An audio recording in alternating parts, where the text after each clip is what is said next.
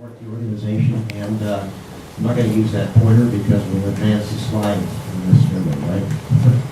So, orthopedic services. This is a hospital system. You have a team focused on orthopedic services, surgical services, primary care, inpatient services, specialty services. Under that, you would have medical subspecialties and clinical, and then corporate finance, chief financial officer, retail, marketing, etc. And so we put in these small teams, as you can see, with a Kaizen director, a lead specialist, usually about 3 to 4 in that service line team to implement these processes. So all of these, okay. So we are putting this infrastructure in it's in place in Virginia Mason, and we're putting it in place in the province of Saskatchewan. And again, that's a government system, healthcare system in Canada. So, and all of these people are your future leaders. So down here, up here you have your VP and chiefs, and we're putting in the dyads. I don't know if you understand dyads. So we have the vice president, for example, of primary care, and the chief medical officer for primary care together, partnering together. You have the chief of surgery and the senior vice president of surgical services together. They have an office next to each other, working together. So you put the physician, the chief surgeon, chief orthopedics, whoever, the senior vice president for that service line. So you have a partnership, right? And then up above here you have your chief operating officer, the chief medical officer, and there's usually the chief nursing officer, and reporting into the chief executive officer. Right? So it's very important to have this infrastructure, and we have 5 of the main regions have this infrastructure in place, and the other regions are working on it as well.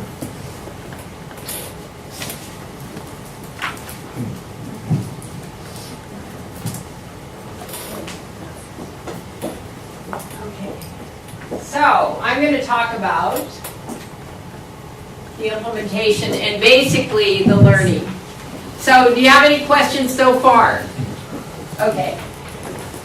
We require a huge commitment. For example, in Saskatchewan province, 13 regions, we are training 880 lean leaders. And it's starting with the CEO and the vice presidents. Okay? Number of them are, so the X's mean they attend, not that they don't have to attend, okay? So we do Kaizen Basics, which is basically an overview of the Toyota production system, cutting out waste, some of the slides we've showed you so far. Okay, that's a one-day course. We do value stream mapping, which is they do a value stream of their processes with timers. And you saw that value stream at the beginning, right?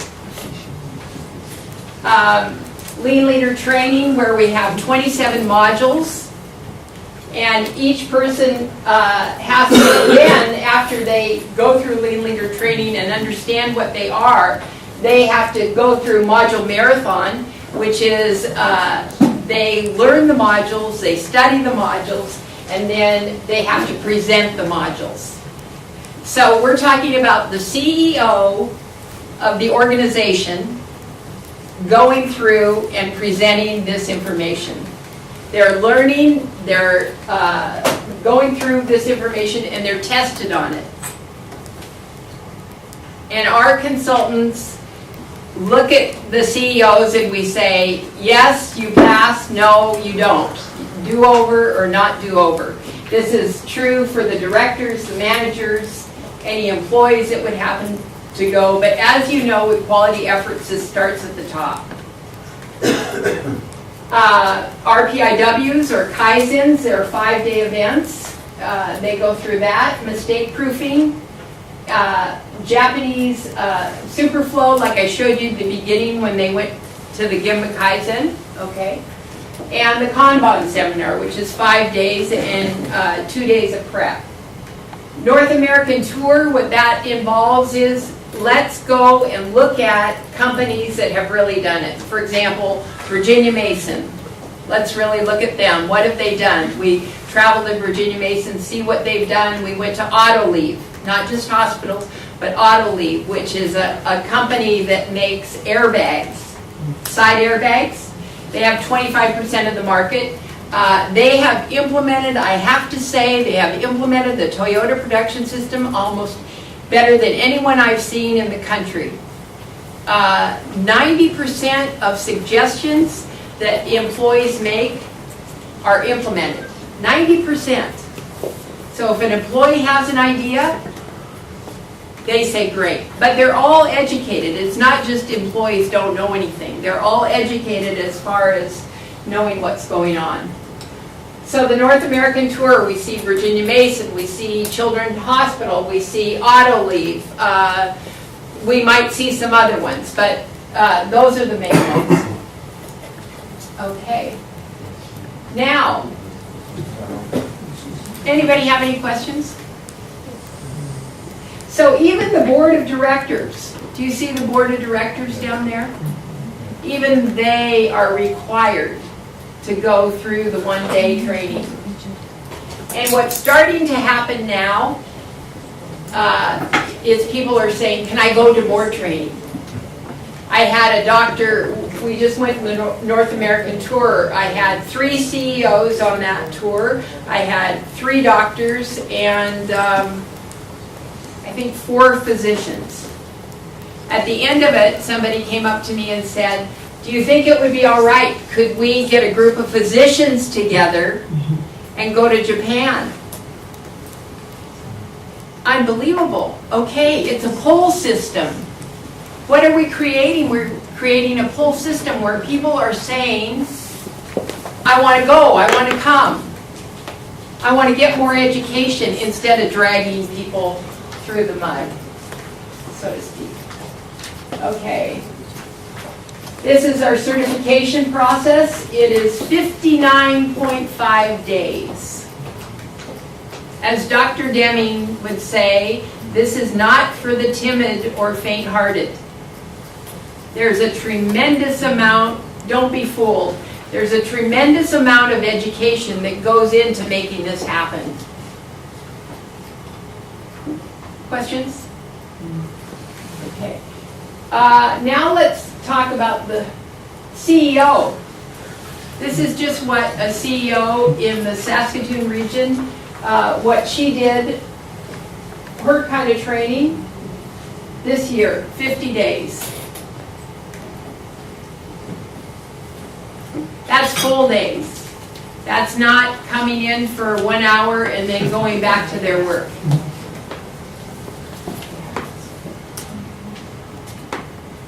Questions? This is from the CEO and what they said. Actually, my estimate that my total time commitment for certification was another 40 to 50 days, 100 days altogether. People are going, unbelievable. Right?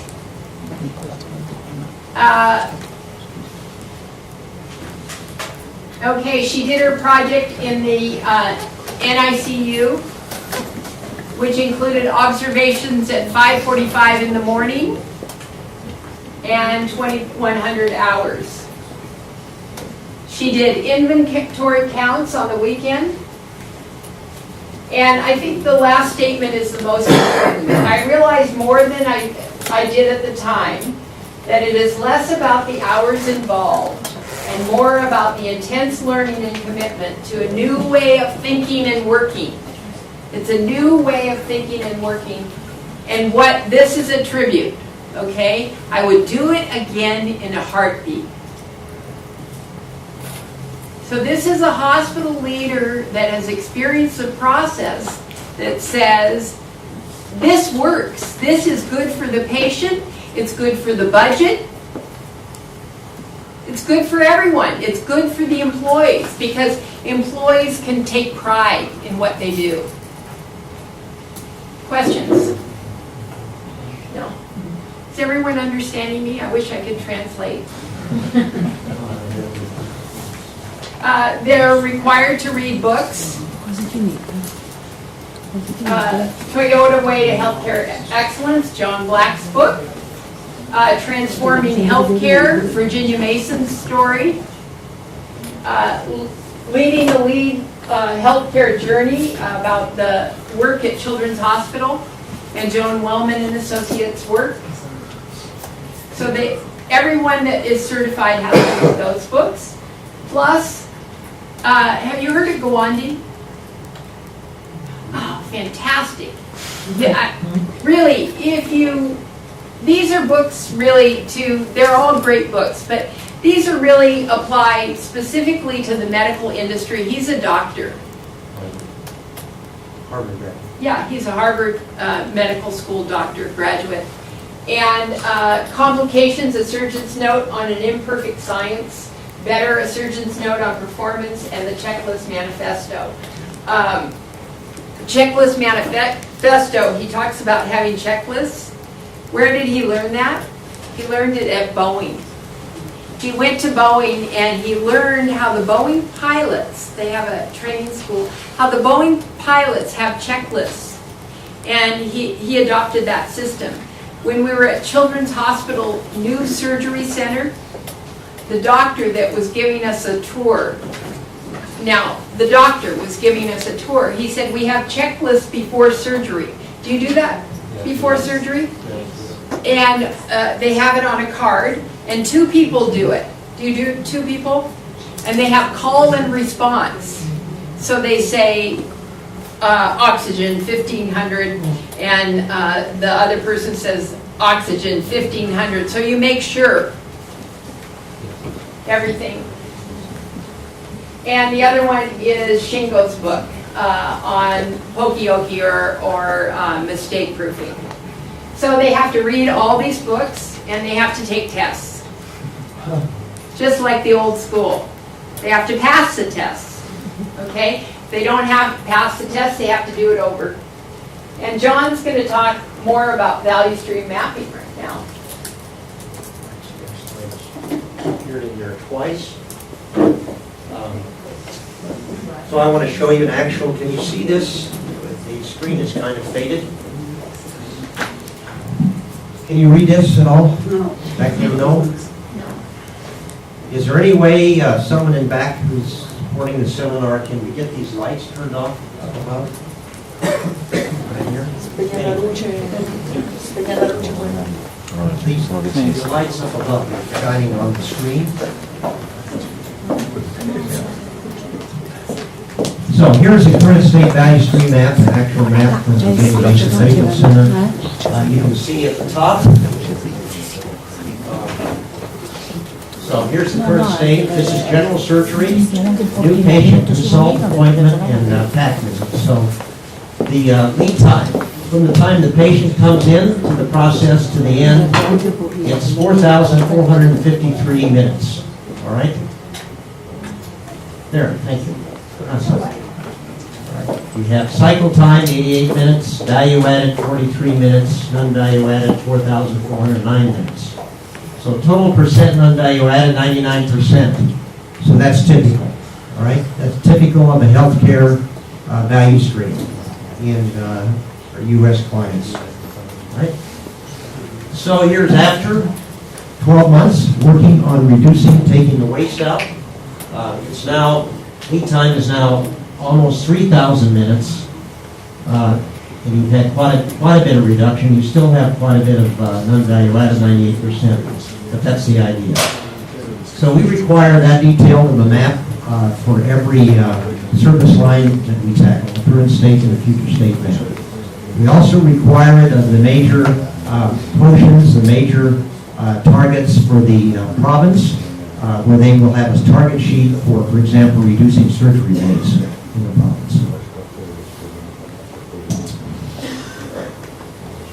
So let me get quickly some results here, Virginia Mason, and then we'll show you the video of the 3P event, where the patients, the patient families, the surgeons, nurses, etc., come together to create a design. All right? And, this particular design that we're working on is for the new Saskatoon Children's Hospital in Saskatoon County. So here's some results from Jimmy Mason. 5,000 employees, 336 beds, integrated system. Gary Kaplan, Chairman and CEO, who takes a team to Japan every year. So this is his 12th year. He takes a team of about 15 to Japan. When I started with them, we went to Japan each year. We went twice a year for 6 years. Reductions, sample results from 2002 to 2006. I'll just hit some of these. Lead time for procedural services reduced 98%.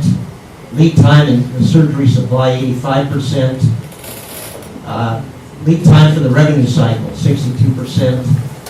Screening colonoscopy process, lead time reduced 43%. Cash savings, office supplies 100,000. Housekeeping, planning 40,000. Reduction of days of revenue outstanding. So many cash savings. Cash savings, green dollars, cost reduction, cost avoidance. Capacity increases. 10 additional colonoscopies per week. Endoscopy suite now staying in the current location as a savings there of capital dollars. When we first went and started there, the chairman said that the surgeons needed more ORs, and they did not have the budget. He said they did not have the budget to build more ORs. We were not able to, did not have to build those. That was a saving of $6 million. Inventory reductions, 500, 500,000, 25,000, 50,000, 50,000, 21,000 inventory reduction. So they have in place the Toyota, the Kanban system from Toyota. Anyone familiar with the patient safety alert system? This system, we're putting this system in place in Saskatchewan province. This is a system by which you stop the line. Okay? You can stop the line if there's going to be a chance of a mistake. Anyone can stop the line, and if there is a mistake, you can stop the line and ensure then go and do the root cause analysis to fix the process. Right? So 3P. So I think the best way to explain 3P is I'm going to show the video. I'll give you an example here of the journey. This is a patient that had lymphoma since 1999. He had 6-hour chemotherapy treatment each week. So we did a 3P. We built designed the cancer center at Virginia Mason using the 3P process.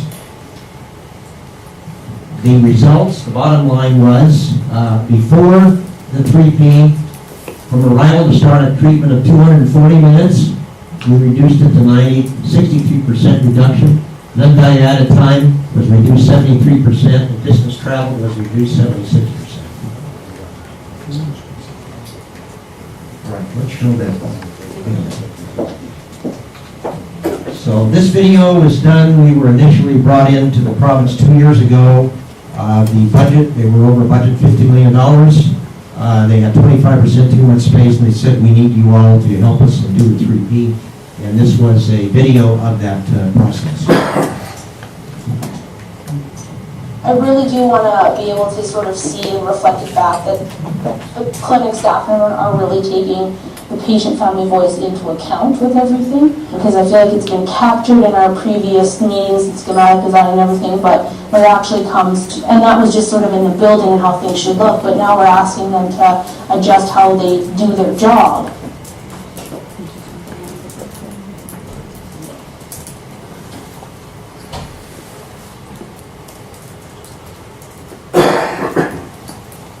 Well, we're all pioneers today because we are embarking on an experience that none of us have done before, that no one in the province has done before. We're going to learn a lot. I know we're going to have a lot of fun, and I'm just thrilled to be part of it with you. There is enough innovation, so as times change, we can change with our patients' needs, and that in the end, it'll be efficient for all of us in this room to work in. I think we're going to come out with some really groundbreaking work here, and that will be expected to be rolled out through the entire region. So that's a much bigger project than just this children's hospital. The will has to be present in this room, the will to do this. Otherwise, it's not going to happen. So this isn't just showing up. It's the will to do it, and the belief that we're going to do it. What is 3P? 3P is production, preparation, and process. We use 3P when we're going to make a revolutionary change. You do it when you're building, when you're remodeling, when you're adding a service, when your demand changes to the tune of saying, hey, we need to reassess all of our processes. The fishbone is really important because you have to go through your current state. You have to feel the pain that the patient is feeling. You have to understand all of the different roles that are involved in treating the patients as they come through these service lines, all the different materials, the machines, the different methodologies. It's interesting seeing other perspectives and different sets of eyes on what is being done. You begin to see, on a visual standpoint, everything that's required to take care of our patients. And it allows you then to reflect going forward to say, what is it that we really need to have in place for our patients? The discussion was actually quite interesting because of the patient impact and because of the patient involvement. The patient was very vocal on the team, and the team did a great job of listening to her and taking into consideration her wants and her needs and seeing it from her perspective. Today they're actually going to start with the design process. They're going to talk about future demand, what the place is going to look like in the future, how many patients they're going to need to see. Off starts when the patient concentrates. It's huge weight on our shoulders because there's just a few of us representing the mass. That whatever method of delivering care we choose, that all of the staff will be competent in both areas. We'll have enough beds to deliver safe patient care, and the beds can be reduced because we have all of these great ideas how to make everything more efficient. We could get more people in with less beds, because I think I stayed 7 days when I could have gone home after 3. But because she was in NICU, it became an emotional supportive type thing, reason for me to be there. But if I could stay at her bedside, I'd rather be there anyways. I think what's been very important in this whole process is that as we move forward, we're developing and we're going to introduce lean as a philosophy to everything that we do in healthcare in the province. And I think that's been the basis that we need to actually make this work. You are going to be creating at least 7 designs per person of that department. So for example, surgery will post up on the wall their must-haves, those hard critical things that they have to have, and their nice-to-have list. And there's 2 things that happen during the week of a 3P. Number 1, you have a learning curve, because this is a new way of thinking for mostly everyone in the room. It's throwing out the old way of thinking, looking at things differently. The second piece that adds to that anxiety is saying, I've got a responsibility to speak on behalf of my department as a stakeholder in this new hospital to make sure that it has the elements that my department needs in order to take care of the patients.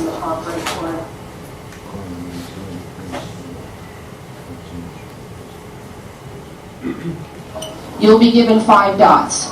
You are going to vote on your favorite 5.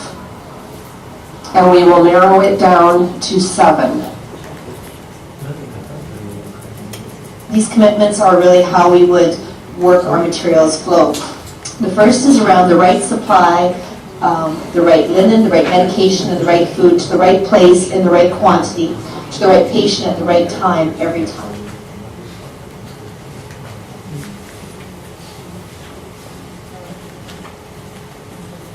and you will judge each design and how well they met the criteria for which you guys voted for.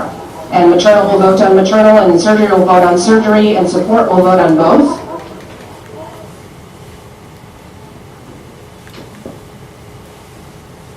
I remember having this sort of thought once we had gone through the concept, and we started cutting little pieces out for room sizes and things like that, and looking at the sort of footprint, thinking, there's no way we're going to make this work.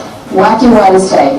People realize that now the design has to start creating itself. Okay, good point. My only concern, I think, is at times it has felt a bit rushed today, but it seems like there's lots of people involved and there's lots of different perspectives. There's lots of physicians here and nurses and administrators and family like myself, so at least it's incorporating a lot of perspectives.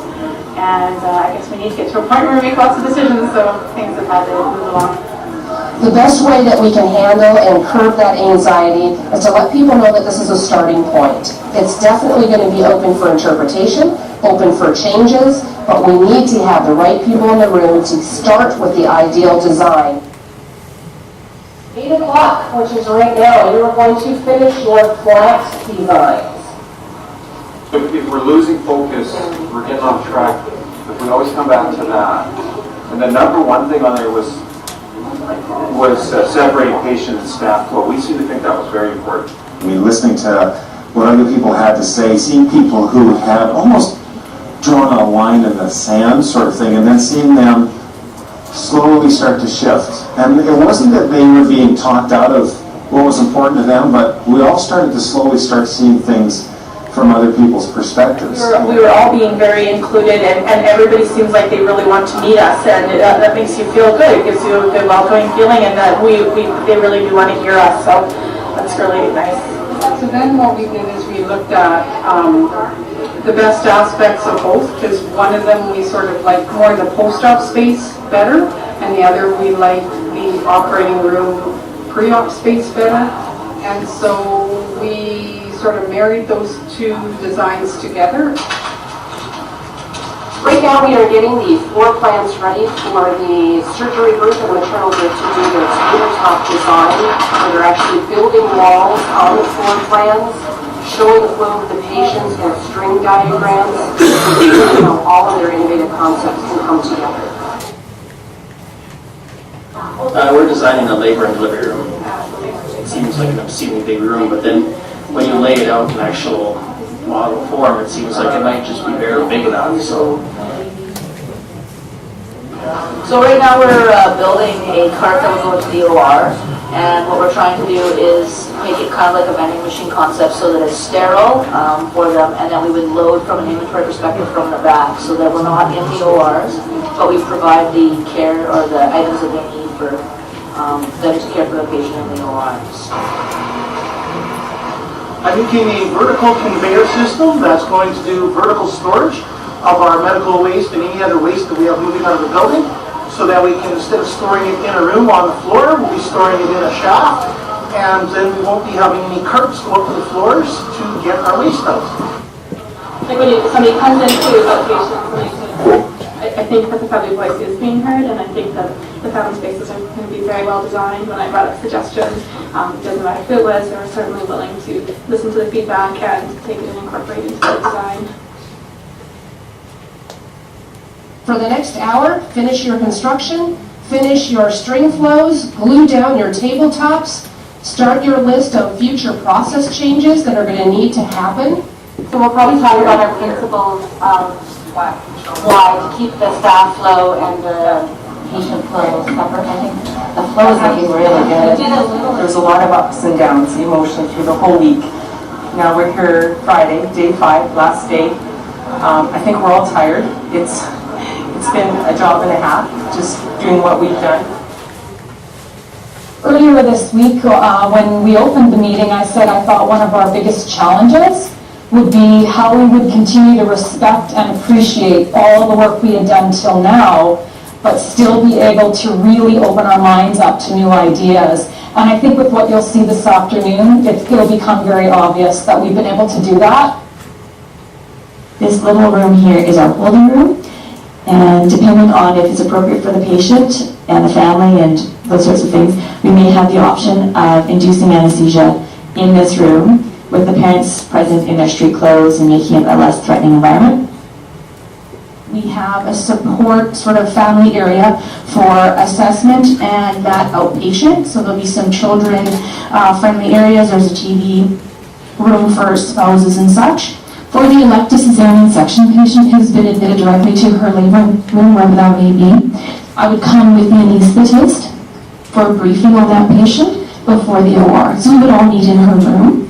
We would then go to the OR as a team. There are flow stations throughout the building that I may come and dictate out and do my patient charting. Some of that charting will be right in the room at the bedside. So we just come in and we have this process and we get everyone together. The requirement is that we have leadership and we have people that really want to go to work and improve flow and improve the design, and that's what happened this week. And we'll continue on with making process improvements. So you really ought to be proud of what you've done. 5-10 years from now, we'll look back and say, this event and the events to follow are the game changers in healthcare the way it's delivered, not only in our city or province, but perhaps in the country. I'm really excited about this because I was saying to somebody, it's a little like being at a revival tent because you really get sucked in. You know, up to now we've been very admired down, and now it's the way it is. What can you do? You can't do anything about it. That's not the way we're going to think anymore. Now we're going to think, bring those things to the table and help, the group work through how we address those issues. And it may not be the right solution, but that's okay, because we're going to try it, and if it doesn't work, we're going to learn from it, and we're going to change again, and we're going to try it, and we'll keep doing that as an ongoing process. Excited to finally see what the fears were that everyone sort of represented on the first day, that they've sort of been, I think, eliminated in the fact that we were able to accomplish what they told us we could, and we were capable of it. So I think I'm really excited that we're finally at day 5 and we actually have something to show for everything, and everyone committed to the process, and we drove it home and it worked.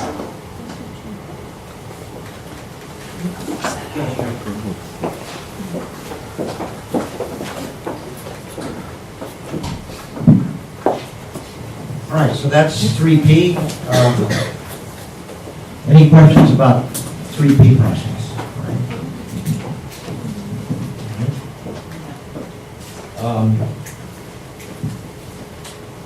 There's one result from Park Nicollet I'd like to show you, which was we spent 5 years there.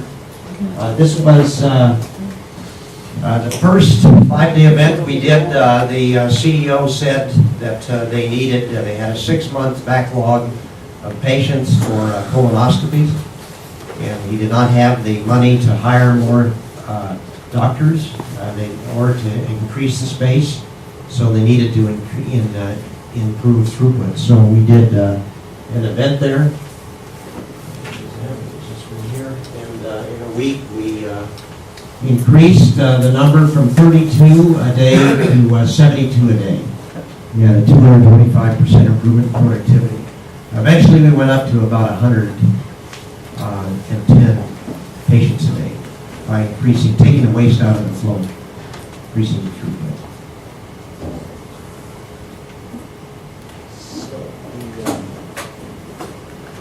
So this is the province of Saskatchewan. There's about 3 of these 5-day events. We've done 100 of these events in the past 18 months, and the plan for 2014-15 on the fiscal year, we'll do about 200 more events in the various regions, 205-day events. So a couple of these, I'll talk about, here's one.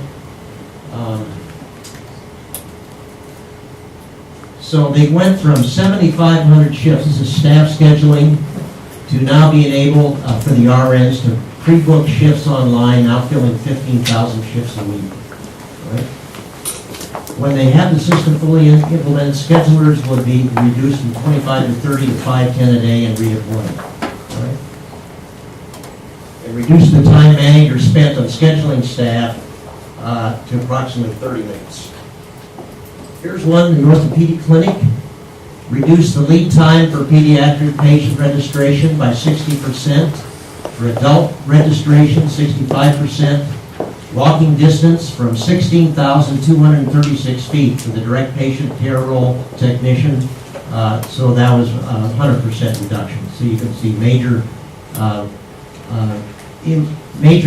improvements in the orthopedic clinic. Here's one in the pediatric outpatient department, eliminating defects. Reduce the space requirement by 97%. Lead time for preparation of the patient list by 90%. Lead time for patient registration by 70%. So these are typical improvements being achieved with 5-day events. So I'll leave you with 10 lessons. I do have, certainly want to open it up for questions.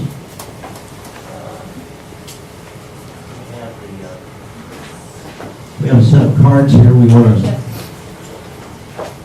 leave with you.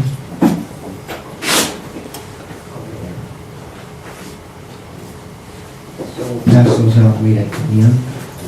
So 10 lessons for world-class. People are the key. Employee involvement is the foundation. You have to involve everyone. You have to involve the patients. You have to involve the patient families, the nurses, the doctors. If you're not simple, you're not fast, and if you aren't fast, you can't win. In measuring progress towards the vision, metrics must be few, simple, meaningful, and directly linked to visual targets in the workplace. So that's why the focus is on quality, cost, delivery, safety, morale, simple metrics that can be understood and by everyone. So what we say is commitment to a long-term journey. This is what we do. This is what we're doing with the latest clients. Establish the organization infrastructure, set the direction based on the vision, mission, objectives, strategies, and priorities, and that's Hoshin Conray. Develop leaders, getting them trained, using the various tools and methods. Educate the organization in key concepts. Make rapid improvements, 5S, 3P. Implement the 3 elements of the world-class management system: management by policy, cross-functional management, data management, and finally establish visibility and accountability with your viz rooms, where the CEOs are doing the visual data management and tracking the progress by the 5 metrics.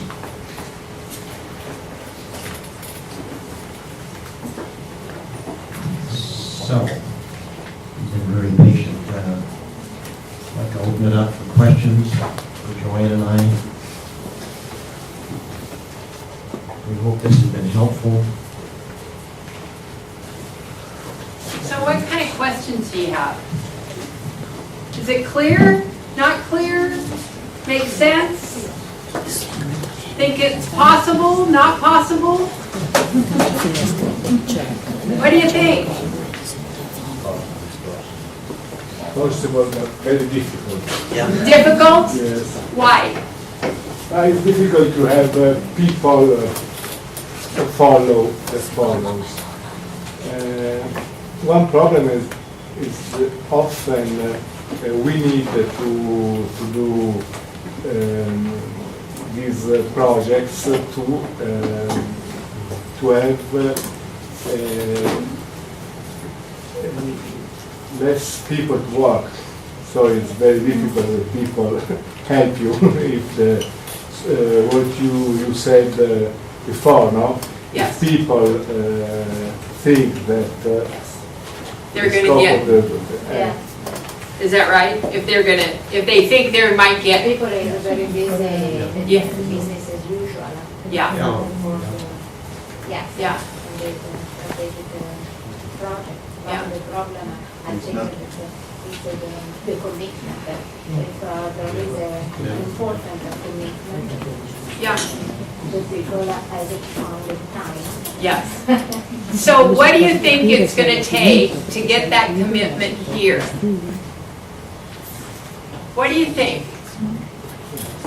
a sense of crisis. Yes, yes, but it seems like Italy does have a sense of crisis, yes? No? Yes, no? But no, Not so much? if you don't think in this very moment, Yeah. you lose, then the sense of kindness is not so present. Yeah. So how do you develop that sense of crisis is really an important point. How do you develop it, John? What do you think? Well, leadership, it's we were asked, we were brought into the province by the Ministry of Health because for 7 years they've been trying various things. They tried Six Sigma, they tried various kinds of lean, they tried process improvement, they tried. And 13 regions, each doing something different, so not working together. Too many strategies, and finally the Ministry of Health said, stop. I mean, this is not working. We need one plan, okay? We need everybody working to one plan, one set of metrics, everybody focused on one set of training tools and methods. But the leadership, so the leader, the Ministry of Health, Dan Fordine, said we must do this. He went to the Minister of Health, and he said, yes, we must do it, because even though it's a government system, I'm sure it's the same here. In Canada, the government, the central government, is reducing the budgets, the healthcare budgets. And so, but the number of patients is increasing. So the patients are going up here, and the budget is going like this. So what do? Wait lists get longer. And is that right for the patients, for them to wait and wait? And you have the indigenous population in Canada in the north, the nations, the original people that occupied, and they have to travel all the way south, long distances, to get their health care with their families. I just got a text here from Saskatoon. Do you know how cold it is now in Saskatoon? Saskatchewan province. Do you know how cold it is? It's 30 below zero. So, can you imagine traveling with your family on the roads, and the roads are very poor.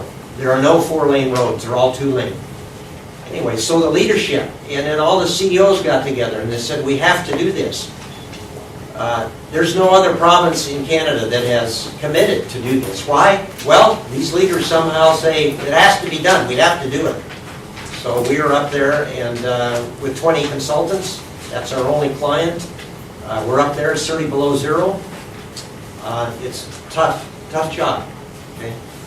So leadership.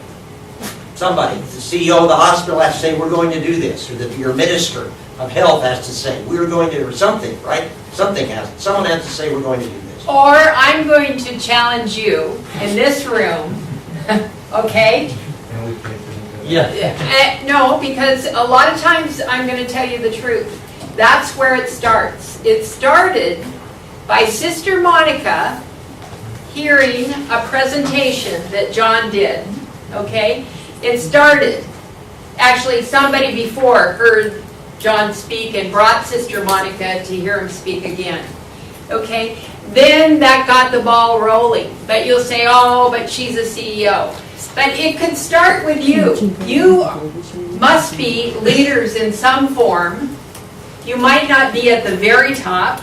There might not be the Minister of Health in the room, right? But you're a leader in some way. So you could begin to start just looking at the waste in your particular area and create kind of a model, if you will, where people are all of a sudden saying, whoa, what are you doing? You know, another book that's good, if you do, people read it, some people read it in English, some people not. Lean Thinking by James Womack. Yes, you know it? Yeah. So we know. Yeah. Is the camera on? No.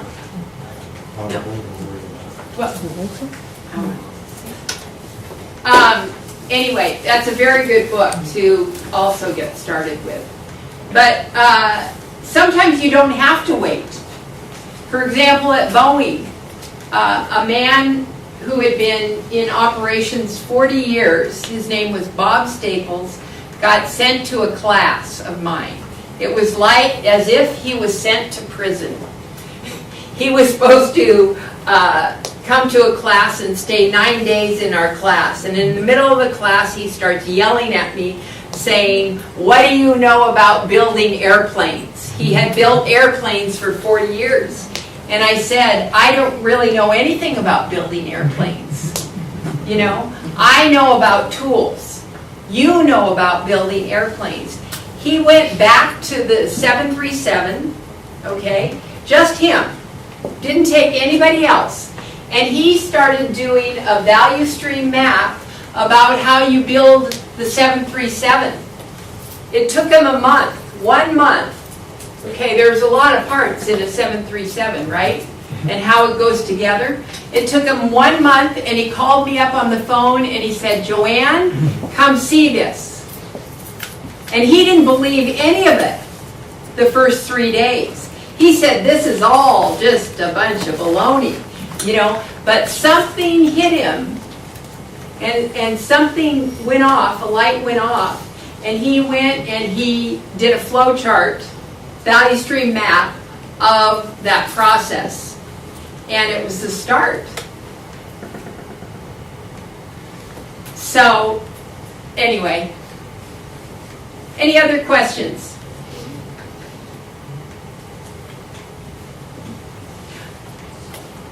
So oftentimes I think in government, at least my former clients, they really felt powerless. You know, I can't do anything, there's all this bureaucracy, there's all this paperwork, it's not my job, it's somebody else's department. I challenge you to fight against that. I challenge you. And I hope, I only hope that one day when we come back to Italy that you'll be saying to me, "Joanne, we did it." Because the most important point is the patient. The most important point. And it's very important for me because day by day I'm getting older. So I am going to have to be living in these healthcare systems. Okay. Anything else? No. It's been a pleasure. I wish you all the best.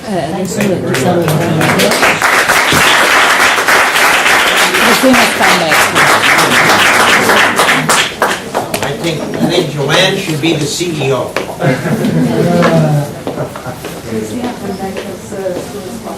Thank you, John. Thank you, John.